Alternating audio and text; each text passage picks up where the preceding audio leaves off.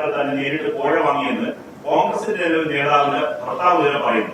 നേരത്തെ K C വേണുഗോപാലായിരുന്നു, ഇപ്പൊ കൊടുക്കുന്നത് സുരേഷ്. ശേഷം ഇപ്പോ പ്രിയങ്ക ഗാന്ധിയുടെ പ്രിയ തന്നെ പണം വാങ്ങി നേരിട്ടുള്ള വാർത്തകൾ ഇപ്പോഴും AICC ലീഡർഷിപ്പ് ഇതിന് മറുപടി പറഞ്ഞിട്ടില്ല. സി ശ്രദ്ധയപ്പെട്ടിട്ടുണ്ട്.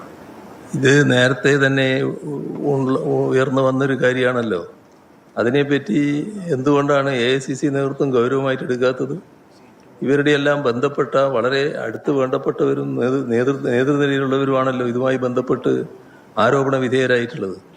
ആരോപണം ഉന്നയിച്ചയാൾ കോൺഗ്രസിന് വേണ്ടാത്തയാളല്ലോ. അവിടുത്തെ മുൻ മഹിളാ കോൺഗ്രസ് നേതാവിൻ്റെ ഭർത്താവാണല്ലോ.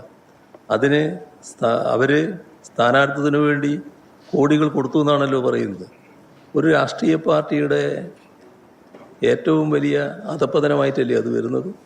ഒരു സ്ഥാനാർത്ഥിത്വത്തിന് വേണ്ടി കോഴ ചോദിക്കുക എന്നുള്ളത് അതല്ലേ വരുന്നത്.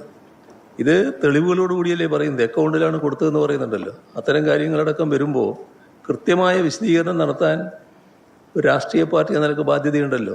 ഇതേവരെ AICC നേതൃത്വം എന്തെങ്കിലും പറഞ്ഞോ? AICC നേതൃത്വത്തിൻ്റെ വക്താക്കളായി നടക്കുന്നവരുണ്ടല്ലോ, അവർക്ക് യാതൊന്നും പറയാനില്ലല്ലോ. അപ്പം അതൊക്കെ ഈ പറയുന്ന കാര്യത്തിൽ തൽക്കാലം മറുപടി ഇല്ല എന്നുള്ളതല്ലേ വരുന്നത്. ആ മൗനം കൊണ്ട് കുറ്റം തെളിയല്ലേ.